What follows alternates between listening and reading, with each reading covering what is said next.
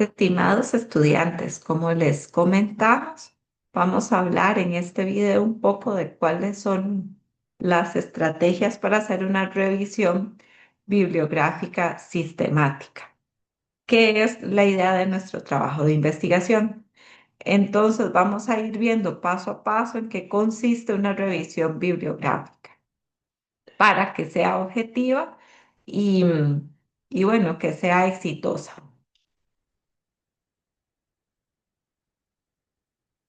Para eso, entonces vamos a abordar algunas cosas. Vamos a tener una pequeña introducción, cuáles son los objetivos, la declaración Prisma, que es la metodología que nosotros usamos, cómo se aplica Prisma y algunos aspectos claves para que la revisión sea exitosa.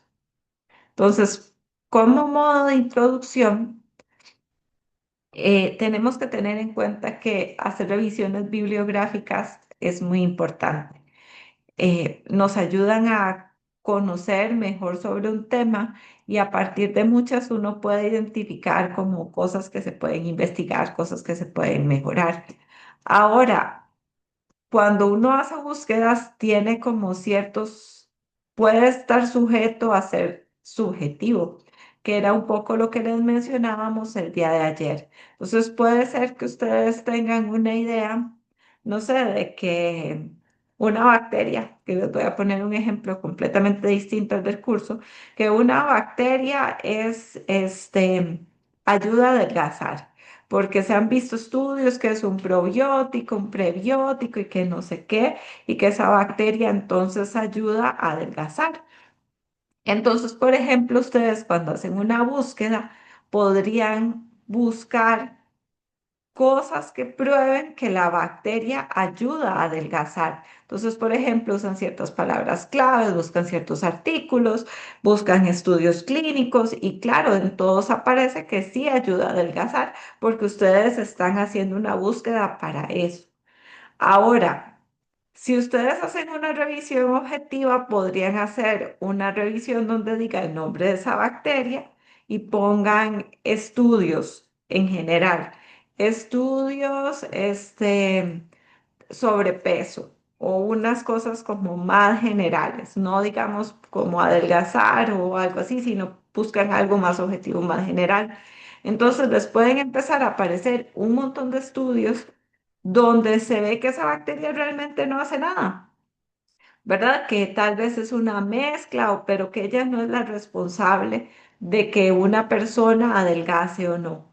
Entonces, cuando ustedes hacen esta revisión sistemática, se vuelven objetivos y entonces ustedes no hacen una búsqueda esperando probar lo que habían pensado, sino realmente ver cómo está el estado del arte. Entonces, con una revisión bibliográfica, uno sí logra sintetizar el estado del conocimiento de un tema. ¿Verdad? Podría identificar prioridades de investigación o problemas de investigación, porque las revisiones bibliográficas se hacen muchas veces con fines de investigación.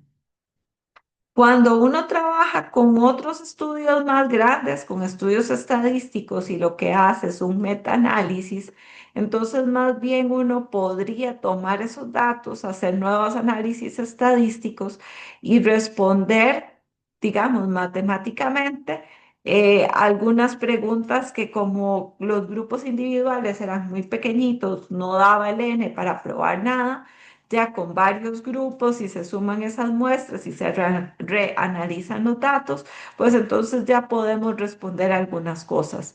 Y por supuesto podemos generar teorías. ¿Por qué? Porque entonces, por ejemplo, con la historia de esta bacteria hipotética que creímos que ayudaba a adelgazar, nos dimos cuenta de que, por ejemplo, los estudios que decían que ayudaba a adelgazar, por ejemplo, también eran personas, no sé, que consumían mucha fibra. Entonces podría ser que la bacteria no solita, sino con el consumo de fibra sí tenga más futuro. Y entonces ya ustedes pueden ahí hipotetizar teorías sobre qué cosas podrían estar ocurriendo realmente. Y entonces por eso es que es muy importante ser objetivo cuando ustedes hacen estas revisiones. Otra cosa que también es importantísima en el campo farmacéutico es que, por ejemplo, ustedes van a empezar a trabajar o están trabajando para una empresa farmacéutica y quieren valorar comprar la patente de una molécula, de un compuesto químico. Entonces les piden a ustedes que hagan una revisión para ver si de verdad esa molécula es lo que les están diciendo, si tiene esas propiedades farmacológicas y si de verdad es efectiva. Entonces ustedes tienen que hacer una revisión muy objetiva para evaluar si realmente vale la pena usar o no esa molécula, porque probablemente si se compra, entonces van a hacer incurrir a sus jefes, a su casa comercial, en un gasto enorme y si ustedes no hicieron una búsqueda adecuada, si decidieron tener como por idea de que sí, que la molécula funciona, y luego cuando se empieza a ver la evidencia, realmente no funcionaba, pero ustedes no hicieron una búsqueda objetiva, hicieron que la empresa perdiera miles de dólares. O puede ocurrir al revés, que ustedes busquen y lo que se encuentra son estudios de que no, son resultados tangenciales, pero no encontraron estudios porque no hicieron una búsqueda adecuada que probaba la efectividad, pues también hicieron que su empresa tenga una pérdida millonaria porque no hizo la inversión correcta. Pero bueno, entonces cuando uno hace revisiones bibliográficas, la gracia no es buscar cosas particulares. Entonces, usted no hace una búsqueda en 300 artículos, por decirles un número cualquiera, para decir que solo en China encontraron que el fármaco tal actúa sobre el polimorfismo X de un grupo poblacional.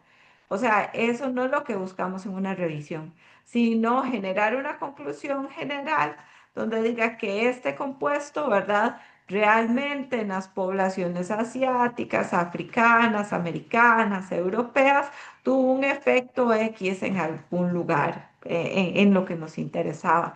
Entonces, cuando hacemos revisiones, tengan esto muy en cuenta, que lo que queremos es buscar conclusiones generales, no particulares. Entonces, es un poco, es como un arte cuando se decide hacer una revisión bibliográfica, porque ustedes necesitan establecer un objetivo. Entonces, digamos como en nuestro trabajo de investigación tenemos moléculas inmunológicas, ¿verdad? Y la gracia de la investigación es ver cómo esas moléculas se utilizan como blancos terapéuticos para atender ciertas patologías. Entonces, por ejemplo, tenemos el receptor que me acabo de inventar, XYZ de los linfocitos, ¿verdad? Entonces, ese receptor podría ser que tiene que ver con la patología de artritis reumatoide. Entonces, podría ser que yo diga, ok, esta molécula, este receptor, el XYZ, me interesa ver si ya hay ensayos clínicos, si hay estudios donde se evalúe si es funcional para el tratamiento de la artritis. Pero bueno, solo para la artritis. No me interesa si lo han usado para lupus, no me interesa si lo han usado para esclerosis múltiple, no me interesa si lo han usado para síndrome de Sjögren, ¿verdad? Solo me interesa para el tratamiento de artritis, porque tenemos que hacer esto como un objetivo bien definido para no dispersarnos y no buscar información que no viene al caso. Entonces, yo establezco un objetivo, ¿verdad? Nosotros les dimos unos temas, entonces ahora vamos a ver un ejemplo. Puede ser que ustedes busquen algo, que se den una idea y así pueden pensar en un objetivo. Entonces, ¿cómo demostramos, cómo logramos alcanzar ese objetivo? Por un proceso de investigación, donde yo pruebo que mi investigación fue objetiva y yo documento cómo fue que obtuve la información para, para llegar eventualmente a las conclusiones que voy a llegar, porque debo presentar mis resultados, porque debo decir que encontré. Y digamos que eso es más fácil de entender cuando uno hace un experimento, porque usted, por ejemplo, mezcla un analito con otro para generar una reacción colorimétrica y luego se mide el color y entonces luego se puede saber cuánto era la cantidad de un analito y tiene como un resultado muy, digamos, muy obvio. Nosotros no tenemos dudas en cómo son esos resultados, pero cuando lo que tenemos es papel y lo que tenemos son palabras de artículos o de estudios o lo que sea, tenemos como que pensar mucho mejor cómo establecer los resultados y cómo presentarlos. Entonces ya de esto vamos a hablar un poco más adelante. Como estas revisiones bibliográficas se hacían un poco a la libre, ¿verdad? La gente tenía cada uno su forma de matar las pulgas, de cómo tener criterios de calidad y de aceptación, pues en algún punto de la vida se decidió que tenía que haber algún tipo de método estándar para poder hacer este tipo de investigaciones. Entonces, a nivel mundial, desde el principio de los 2000 se empezó a trabajar en cómo hacer una guía para que cuando la gente haga revisiones sistemáticas, estas sean objetivas y guarden ciertos criterios de reproducibilidad y de calidad. La primera vez que se publicó esta guía fue en el 2009 y entonces fue liderada por una universidad canadiense, o sea, en América, la Universidad de Oxford en Europa, en Reino Unido, y la Monash University que está en Australia. Entonces ven que eso fue una iniciativa global. Y publicaron estas guías, ¿verdad? Entonces, por eso es que tienen este nombre. Aquí les puse en negrita. Al final, las siglas significan prisma, ¿verdad? Entonces, son como los ítems que se deben reportar en revisiones sistemáticas y metaanálisis. Esta declaración se usó y en el 2020 se actualizó. Y de hecho, la actualización fue mundial y se publicaron las guías oficiales en diferentes idiomas. Aquí les dejo el link de la actualización de Prisma en español que fue publicada en una revista de cardiología en España. A la fecha, digamos, el 40% de las revistas indexadas de ciencias médicas, cuando se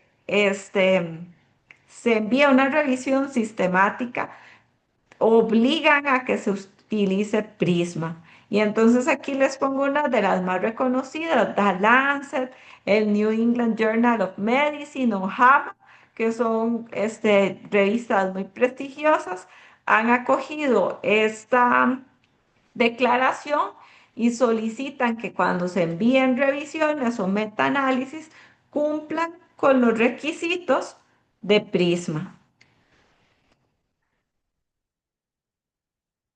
Entonces, otra vez, pensemos, ¿cómo aplicamos esta declaración? Esta declaración, entonces, lo que es como un checklist de cosas que debemos ir cumpliendo para hacer una revisión bibliográfica, este, que sea objetiva y que sea reproducible. Entonces, digamos, lo que nosotros recomendamos cuando se define un tema de interés, que sería el trabajo de investigación que ustedes seleccionaron, hagan primero una revisión rápida.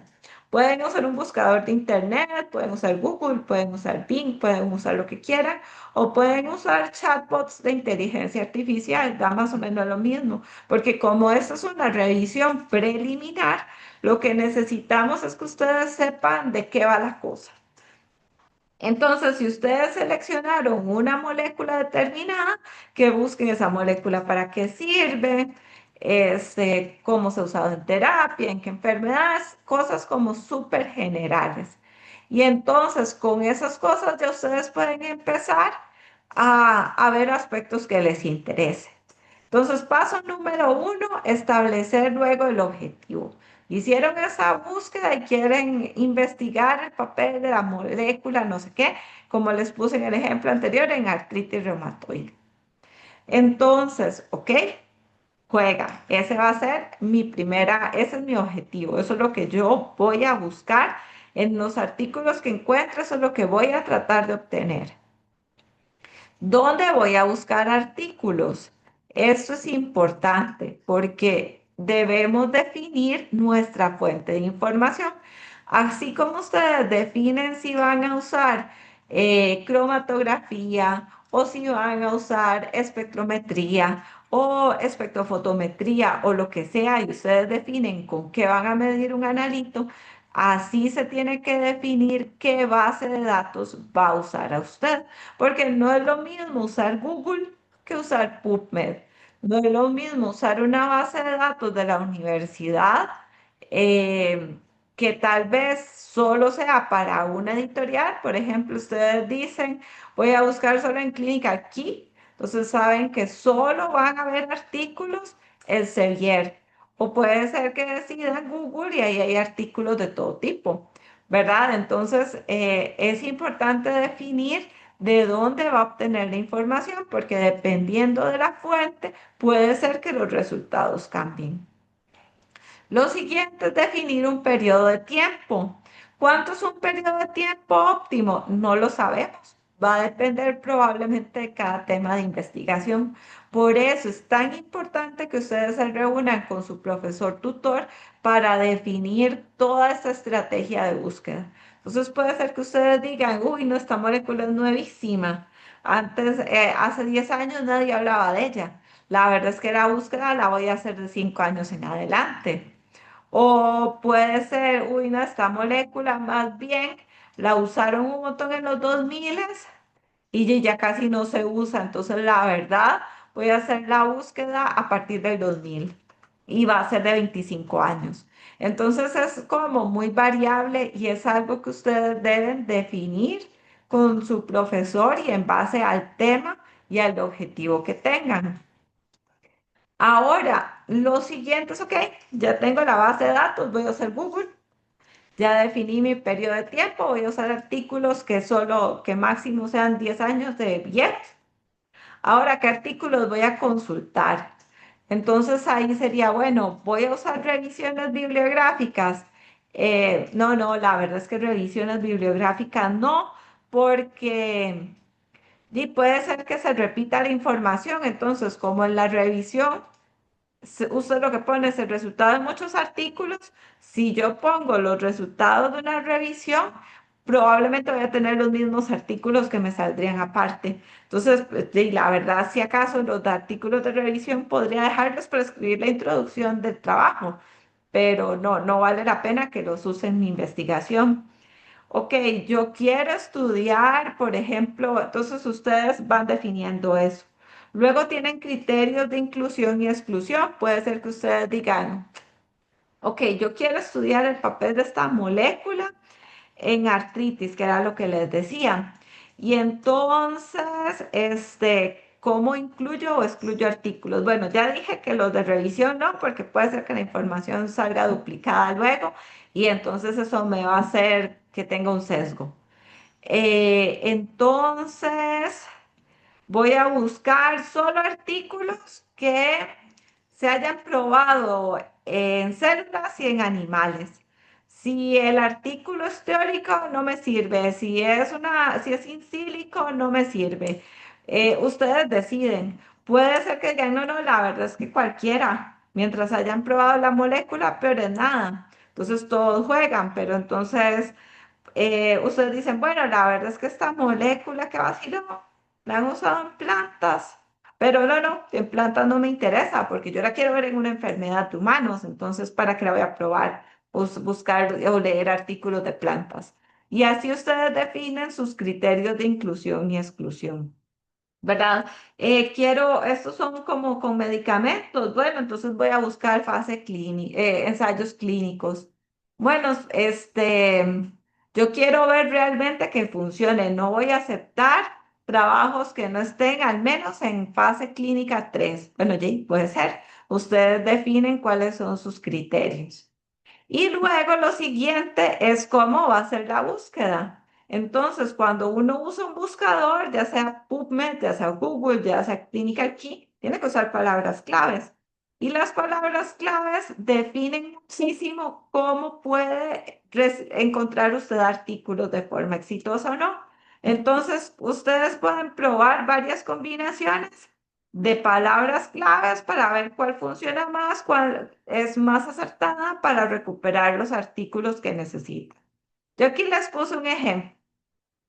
Entonces, digamos, aquí yo le pregunté al ChatGPT sobre el CD52 como terapia, porque era una molécula y que me pareció vacilona.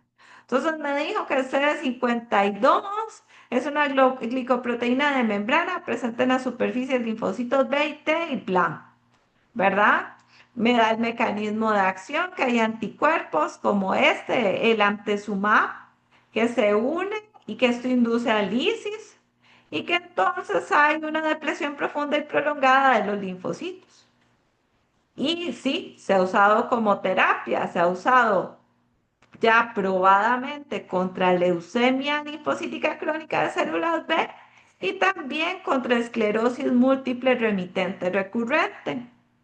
Pero el chat GTP me dice que también se ha usado, tiene otros usos fuera de indicación, que lo han usado para trasplante de médula ósea, para inducir inmunosupresión y que lo han usado para lupus.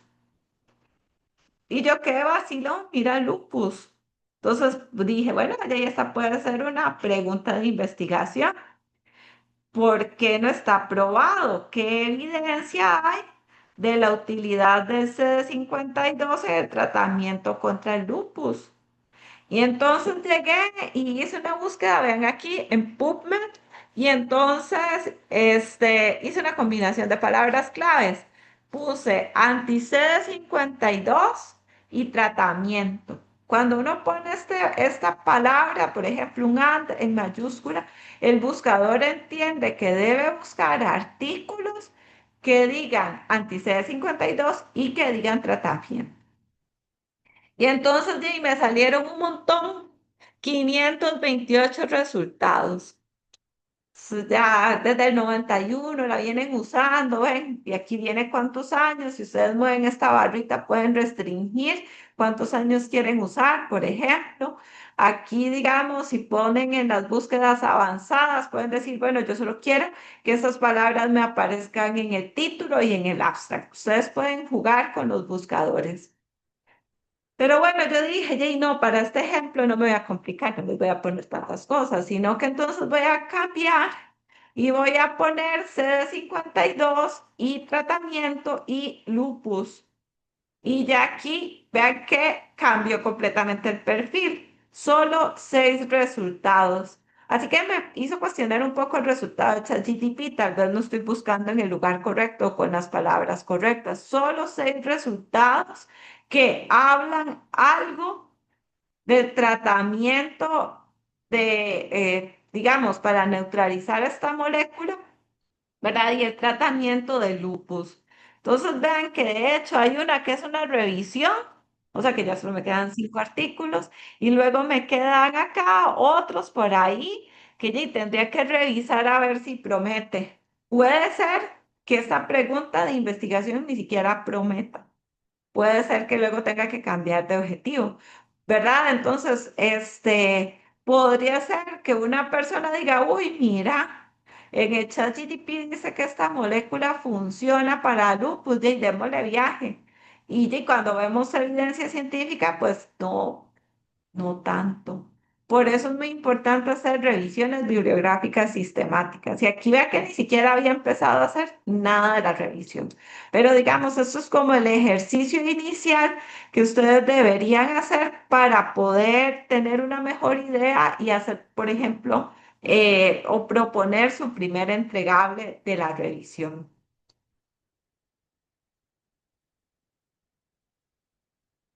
Una vez que ya tengamos una estrategia, ¿verdad? Entonces, yo sí debo definir esta metodología, ¿verdad? Entonces, ya tengo mi estrategia de investigación, entonces ahora sí, tengo mis palabras claves, tengo lo que necesito, debo seleccionar mis artículos y yo debo escribir en mi metodología cómo voy a seleccionar esos artículos. Entonces, por ejemplo, puedo decir, bueno, me salieron 100 entradas. Yo lo que voy a hacer primero nada más es leerme el abstract.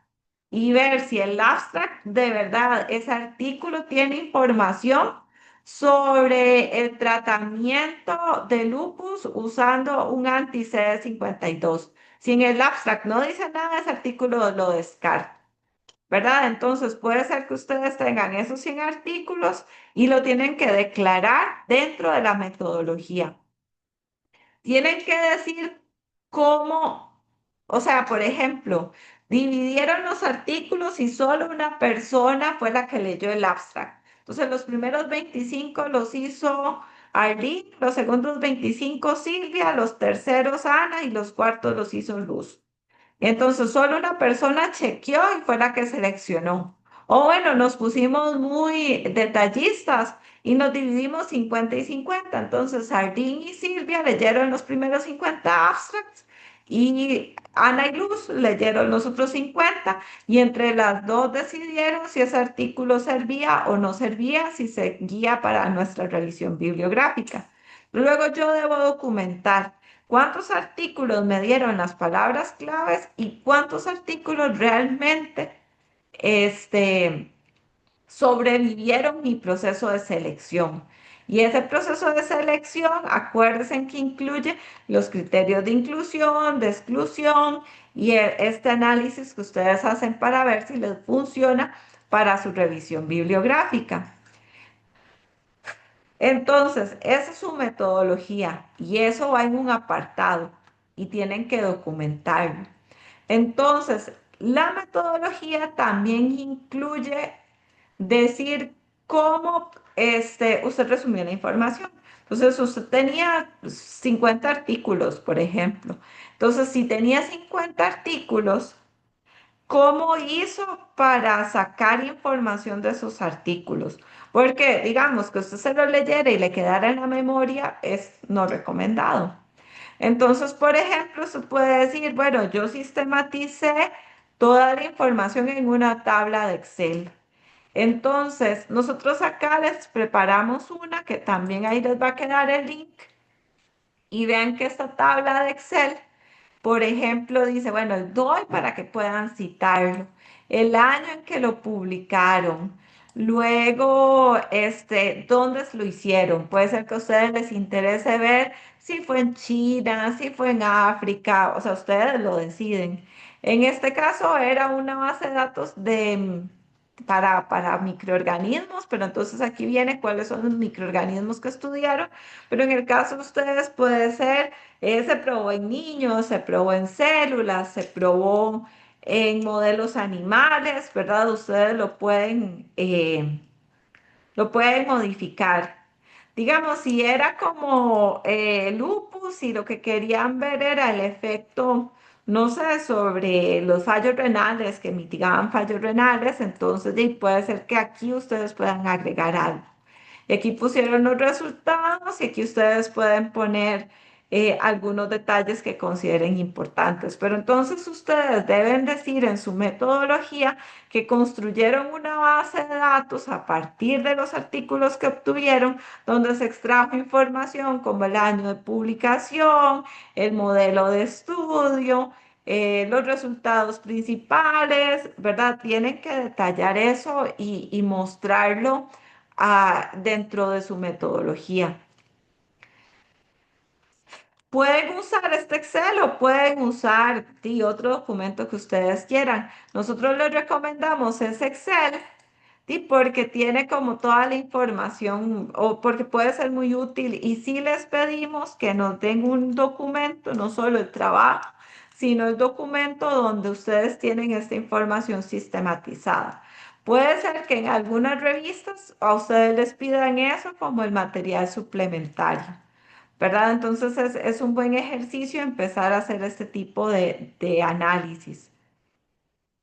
Entonces, bueno, ahora ya hicimos la metodología, ok, ya tenemos un objetivo, hicimos la búsqueda, seleccionamos los artículos, sabemos con qué palabras claves, cuántos artículos obtuvimos y tenemos ya la información más o menos tabulada, que unos eran en células, otros en animales, otros ya eran en ensayos, y no sé, fase uno, yo qué sé, ustedes ya tienen esta información.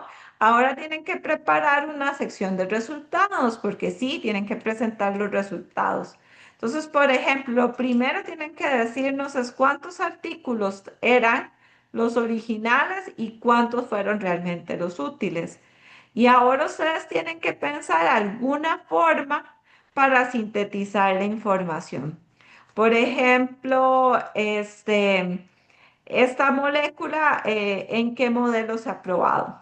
Entonces ustedes dicen, bueno, de los 30 estudios que mantuvimos en nuestra revisión, 20 fueron en modelo celular y 10 en modelos animales. Ya están sintetizando información.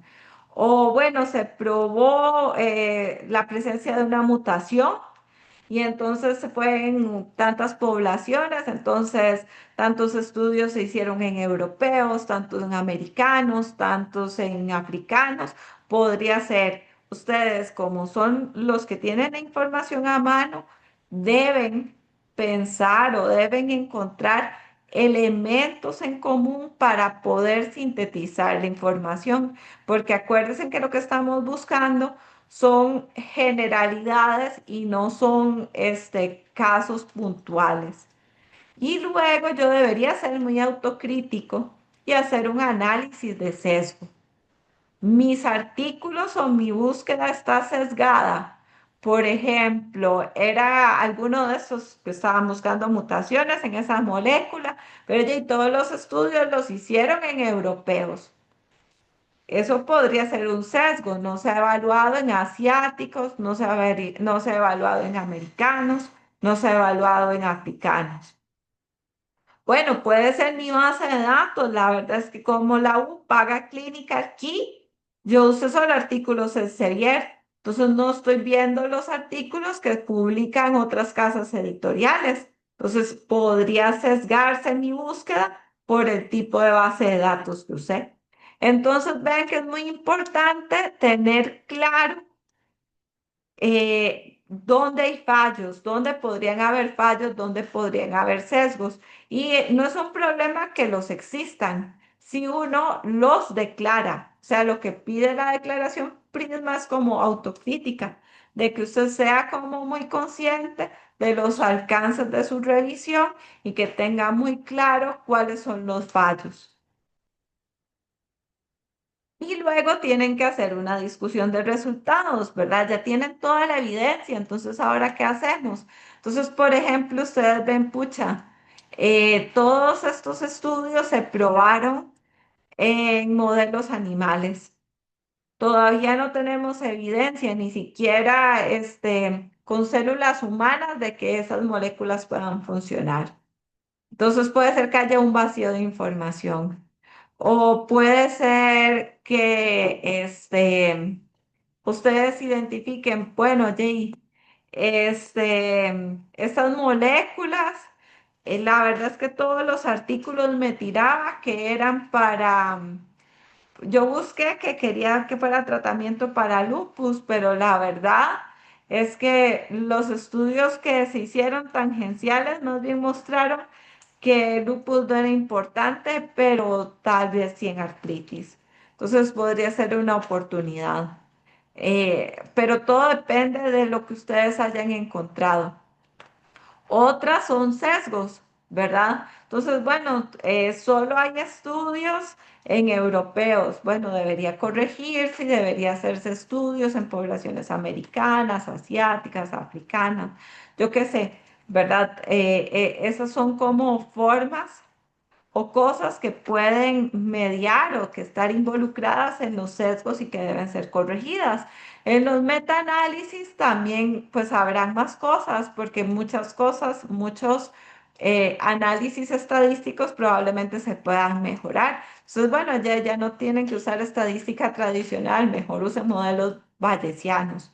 Esa es una oportunidad de mejora. Y hay N cantidad de cosas que ustedes podrían pensar. Pero todo depende, y digamos, por eso es difícil darles ejemplos, porque va a depender muchísimo del tema de investigación y de los hallazgos que ustedes tengan. Por eso también es muy importante que se reúnan con el profesor, antes de entregar la segunda parte del trabajo, porque les va a ayudar, por ejemplo, a discernir qué cosas podrían ser más importantes o cómo trabajar estos aspectos de la discusión. Y entonces, muchachos, pues ya con esto tienen ustedes una idea. Recuerden que la clave del éxito eventualmente es consultarlos, trabajen con tiempo, porque la revisión, digamos, implica mucho tiempo. Vean que tienen que revisar artículos, que pueden ser más de 50, 60 documentos los que tienen que chequear. Y entonces no es una buena idea dejarla para el final, no es una buena idea dejarla para un fin de semana, sino que de verdad la clave del éxito es que la hagan durante el semestre y que busquen nuestro acompañamiento. Y entonces, pues les deseamos mucho éxito y quedamos ahí pendientes de las consultas que tengan para nosotros.